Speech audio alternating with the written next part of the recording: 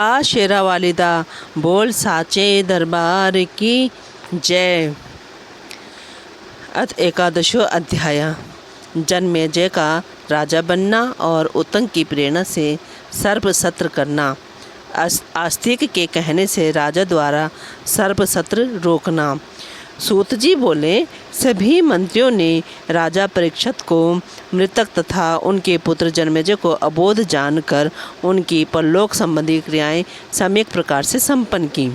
शरीर दग्ध हो जाने से भस्मीभूत हुए राजा को उन मंत्रियों ने गंगा के किनारे अगरू से बनाई गई चिता पर रखा। अकाल मृत्यु को प्राप्त राजा परीक्षित की और्ध्वदैहिक क्रिया राजा के पुरोहितों द्वारा वैदिक मंत्रों के साथ विधिवत संपन्न की गई। मंत्रियों ने ब्राह्मणों को गायें, सुवर्ण, अनेक प्रकार के अन्न तथा नाना प्रकार के वस्त्र यथोचित रूप से दान में दिए। तत्पश्चात मंत्रियों ने प्रजाओं के प्रति प्रीति संवर्धन करने वाले राजपुत्र जन्मेजय को शुभ मुहूर्त में सुंदर राज सिंहासन पर आसीन किया।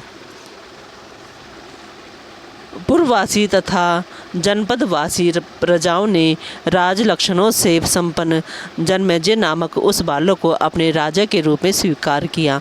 राजकुमार की धात्री ने उन्हें सब प्रकार के राजोचित गुणों की शिक्षा दी। इस प्रकार दिन प्रतिदिन वृद्धि को प्राप्त होते हुए वे महान बुद्धिमान हो गए। उनकी 11 वर्ष की अवस्था होने पर कुल पुरोहित ने उन्हें यथोचित शिक्षा प्रदान की और उन्होंने उसे सम्यक रूप से ग्रहण किया। जिस प्रकार द्रोणाचार्य ने अर्जुन को तथा भार्गव परशुराम ने कर्ण को धन विद्या में प्रशिक्षित किया, उसी प्रकार कृपाचार्य ने जन्मेजय को भली भांति परिष्कृत धन विद्या प्रदान की। इस प्रकार संपूर्ण विद्या प्राप्त करके वे जन्मेजय वेद तथा धनुर्वेद में पूर्ण पारंगत, बलशाली, अपराजय तथा परमार्थवेता हो गए।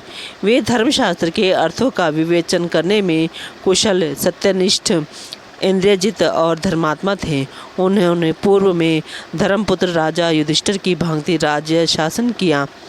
इसके बाद सुवर्णवर्मा नाम वाले काशीपति राजा ने शुभ गुणों वाली अपनी कन्या वपुष्टमा का पाणिग्रहण जन्मेजय के साथ संपन्न कर दिया। जिस प्रकार प्राचीन काल में काशीराज की पुत्री को पाकर विचित्र वीर्य तथा सुभद्रा को पाकर अर्जुन अत्यंत आह्लादित हुए थे, उसी प्रकार उस श्याम नयनों वाली को अपनी कांता के रूप में पाकर जन्मेजय अति प्रसन्न हुए। कमल पत्र के समान नेत्रों वाली उस वपुष्टमा के साथ वनों और उपवनों में राजा जन्मेजय उसी प्रकार विहार करने लगे जिस प्रकार इंद्राणी के साथ इंद्र। उनके द्वारा सुखपूर्वक रक्षित प्रजा अति संतुष्ट थी। जन्मेजय के कार्यकुशल सभी मंत्री समस्त कार्य को सम्यक प्रकार से करते थे। इसी प्रकार तक्षक के द्वारा पीड़ित उत्तंक नामक मुनि का हस्तिनापुर में आगमन हुआ।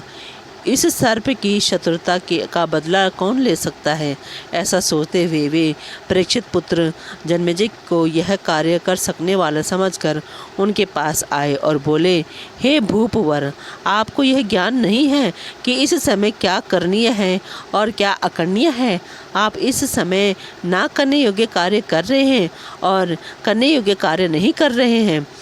आप सदृश रोषहीन, पुरुषार्थ रहित, वैर भाव के ज्ञान से शून्य, प्रतिकार आदि उपायों को ना जानने वाले तथा बालकों के समान स्वभाव वाले राजा से अब मैं क्या कहूँ। जन्मेजय बोले, मैंने किस शत्रुता को नहीं जाना और उसका प्रतिकार नहीं किया। हे महाभाग, आप मुझे भी बताएं जिससे मैं उसे संपन्न कर सकूं। उत्तंक बोले, हे राजन, आपके पिता परीक्षित दुष्टात्मा तक्षक नाग द्वारा मार डाले गए थे। आप मंत्रियों को बुलाकर अपनी पिता की मृत्यु के विषय में पूछिए। सूत जी बोले, उत्तंक का वचन सुनकर राजा ने मंत्री प्रवरों से पूछा। तब उन्होंने बताया कि ब्राह्मण द्वारा शापित होने के कारण एक सर्प ने उन्हें डस लिया और वे मर गए। जन्मेजय बोले, मेरे पिता राजा परीक्षित की मृत्यु का कारण तो मुनि द्वारा प्रदत्त शाप था। हे मुनिश्रेष्ठ, मुझे ये बताइए कि इसमें तक्षक का क्या दोष था। उत्तंक बोले, तक्षक ने कश्यप नामक ब्राह्मण को धन देकर आपके पिता तक पहुंचने से रोक दिया था। हे राजन, आपके पिता का हंता वह तक्षक क्या आपका शत्रु नहीं है? हे भूप, प्राचीन काल में मुनि रुरु की भार्य को सर्प ने डस लिया था और वह मर गई थी। वह अविवाहिता थी। मुनि रुरु ने अपनी उस प्रिया को पुनः जीवित कर दिया और उन्होंने वहीं पर अपना अत्यंत भीषण प्रतिज्ञा की कि मैं जिस किसी भी सर्प को देखूंगा उसे तत्काल आयुध से मार डालूंगा। हे राजन, इस प्रकार प्रतिज्ञा करके हाथ में शस्त्र लेकर मुनि रुरु सर्पों का वध करते हुए इधर उधर घूमते रहे। एक बार उन्हें वन में एक बूढ़ा डुंडुब सांप दिखाई दिया। वे लाठी उठाकर रोषपूर्वक उसे मारने के लिए तत्पर हुए। तब डुंडुब ने उन ब्राह्मण से कहा, हे विप्र, मैं आपके प्रति कोई अपराध नहीं कर रहा हूँ, तो फिर आप मुझे क्यों मार रहे हैं? रुरु बोले, मेरी प्राण प्रिया भार्य को सर्प ने डस लिया था और उसकी मृत्यु हो गई थी। अतः हे सर्प, उसी समय से दुखित होकर मैंने ऐसी प्रतिज्ञा कर ली थी। डुंडुब बोला, मैं किसी को काटता नहीं, जो सर्प काटते हैं वे दूसरे होते हैं, इसलिए सर्प सदृश शरीर होने के कारण मुझे आप मत मारिए। उत्तंक बोले, मनुष्य के समान उसकी सुंदर वाणी सुनकर रुरु ने पूछा, तुम कौन हो और डुंडुब योनियों को कैसे प्राप्त हो गए? सर्प बोले, हे विप्र, पहले मैं ब्राह्मण था और खगम नाम का मेरा एक ब्राह्मण मित्र था। वह धर्मात्मा में श्रेष्ठ, सत्यवादी तथा जितेंद्र था। एक बार अपनी मूर्खतावश मैंने तृण का सर्प बनाकर उसे धोखे में डाल दिया। उस समय वह अग्निहोत्र गृह में विद्यमान था। सर्प को देखकर अत्यंत डर गया।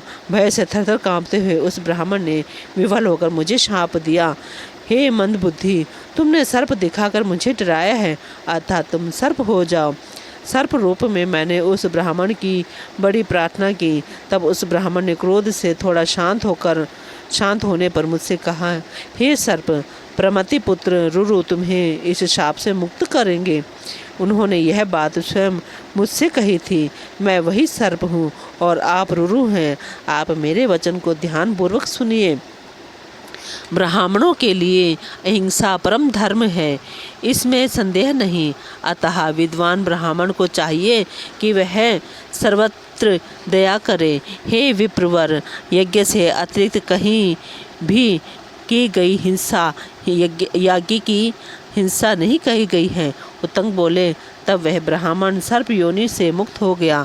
इस प्रकार उस ब्राह्मण के शाप का अंत करके रुरु ने भी हिंसा छोड़ दी। उन्होंने मरी हुई उस सुंदरी को पुनः जीवित कर दिया और उसके साथ विवाह कर लिया। हे राजन, उस मुनि ने इस प्रकार शत्रुता का स्मरण करते हुए सभी सर्पों का संहार किया था।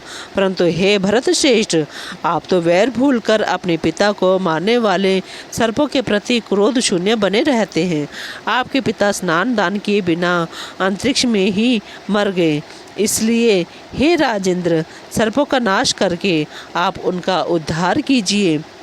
जो पुत्र पिता के शत्रुओं से बदला नहीं लेता वह जीते हुए भी मृतक तुल्य है।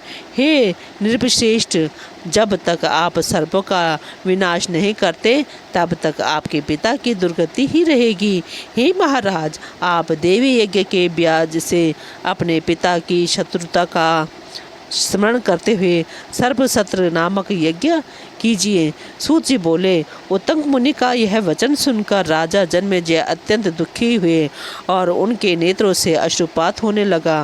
वे मन में सोचने लगे, जिसके पिता सर्प से दंशित होकर इस प्रकार दुर्गति को प्राप्त हो, उस मुझ मिथ्याभामिनी तथा दुर्बुद्धि को धिक्कार है।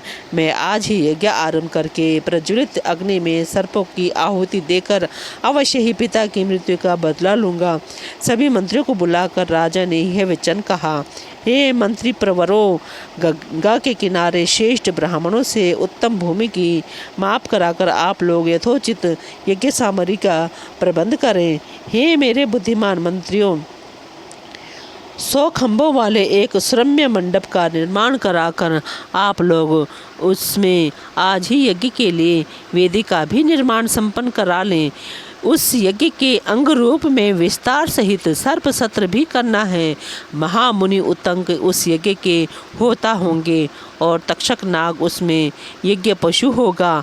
आप लोग शीघ्र ही सर्वज्ञाता एवं वेद पारगामी ब्राह्मणों को आमंत्रित करें। सूत जी बोले, बुद्धिमान मंत्रियों ने राजा के कथनानुसार यज्ञ संबंधित समस्त सामग्री का प्रबंध कर लिया और विस्तृत यज्ञ वेदी भी निर्मित कराई। सर्पों का हवन पर आरंभ होने पर तक्षक इंद्र के यहाँ गया और उनसे बोला, मैं भयाकुल हूँ, मेरी रक्षा कीजिए। तत्पश्चात इंद्र ने उस भयभीत तक्षक को सांत्वना देकर अपने आसन पर बैठाकर उसे अभय प्रदान किया और कहा, हे पन्नग, तुम निर्भय हो जाओ। तदंतर उत्तंक मुनि उस तक्षक को इंद्र का शरणागत और उनसे अभयदान पाया हुआ जानकर उद्विग्न हो उठे और उन्होंने मंत्र प्रभाव से इंद्र सहित तक्षक का आवाहन किया। तब तक्षक ने यायावरण वंश में उत्पन्न जगतकारु पुत्र धर्मनिष्ठ आस्तिक नामक मुनि का स्मरण किया। वे मुनि बालक आस्तिक वहां आकर जन्मेजय की प्रशंसा करने लगे।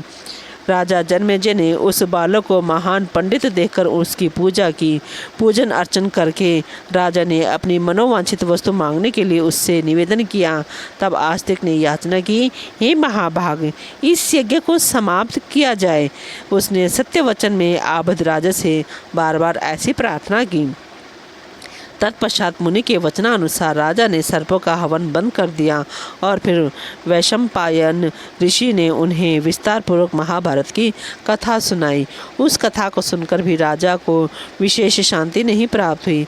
तब राजा ने व्यास जी से पूछा, मुझे किस प्रकार शांति मिलेगी? मेरा मन अशांति की अग्नि में अत्यधिक दग्ध हो रहा है, मैं क्या करूं? मुझको बतलाइए। मुझ मंद भाग्य के पिता और अर्जुन पौत्र परीक्षित अकाल मृत्यु को प्राप्त हुए हैं। हे महाभाग, युद्ध में होने वाली मृत्यु ही क्षत्रियों के लिए श्रेष्ठ होती है। हे व्यास जी, रण में अथवा घर में विधि पूर्वक होने वाली मृत्यु ही अच्छी मानी जाती है, किंतु मेरे पिता का वैसा मरण नहीं हुआ।